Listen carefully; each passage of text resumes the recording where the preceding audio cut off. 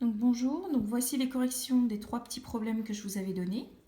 Donc situation numéro 1, sur votre lieu de stage, une commande est passée pour 5 parkas identiques, les frais sont de 7 euros, le coût d'achat est de 850 euros. Quel est le prix d'achat net unitaire des parkas?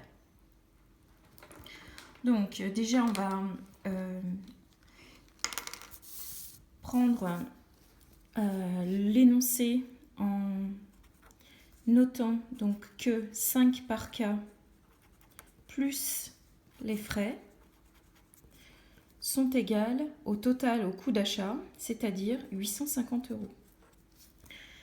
Les parkas, le prix donc des 5 parkas, on ne connaît pas. Donc on va noter les parkas avec notre inconnu X, plus donc nos frais qui sont à 7 euros. Et tout ça, c'est égal à 850. Il ne nous reste plus qu'à résoudre cette équation du premier degré. Donc on passe le 7 de l'autre côté. Donc ça fait 850 moins 7. Donc ça fait 5x égale 843. Et après, donc on élimine le 5 en divisant par 5, puisqu'ici, entre le 5 et le x, c'est fois. Donc on divise par 5 et on trouve 108,60. Donc une parka coûte 108,60. Passons à la deuxième situation. Votre fournisseur propose des pantalons style chino et vous accorde 5% de remise. Vous commandez 15 pantalons et le prix d'achat net total est de 570 euros. Alors, ce qu'on ne connaît pas, donc c'est le prix du chino. D'accord? Donc si on a 5% de remise, du coup, on n'aura que 95%,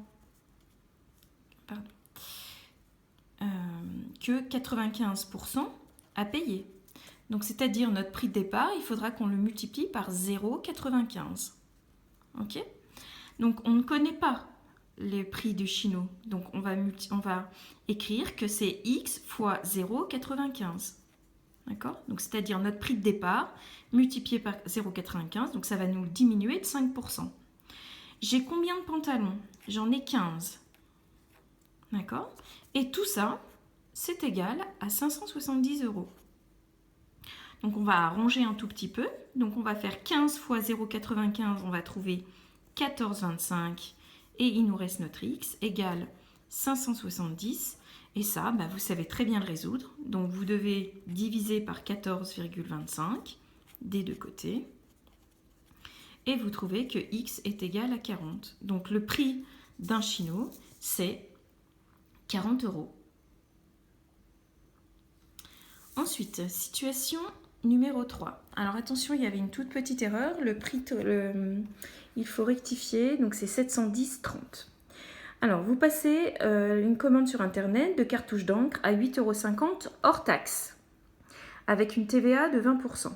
Les frais de port sont de 6,50 €. Votre facture est de 710,30 TTC.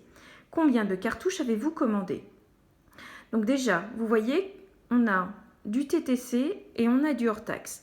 Donc soit on passe tout en TTC, soit on passe tout en hors taxe. Alors le plus simple, c'est de passer tout en TTC. Donc si on a 8,50 hors taxe et qu'on a une TVA de 1,20%, donc c'est-à-dire, je vous rappelle que la TVA, c'est la taxe sur la valeur ajoutée, donc on va ajouter. Donc la TVA, elle est à 20%, donc ça nous fait 120% du prix. Donc c'est-à-dire qu'on va multiplier par 1,20 pour avoir le TTC. Donc ça fait 8,50 fois 1,20. Donc ça nous fait 10,20 € TTC. Ensuite, on a commandé, on ne sait pas combien de cartouches. Donc X cartouches à 10,20 €. On a payé 6,50 € de frais de port et tout ça, ça nous a coûté 710,30. Et après, on résout comme d'habitude. Donc ça nous fait 10,20 x égale 710,30 moins 6,50. Donc ça nous fait 10,20 x égale 703,80. On divise tout par 10,20. On divise tout par 10,20. Et on trouve 69. Donc, on avait commandé 69 cartouches. Voilà. Bonne révision.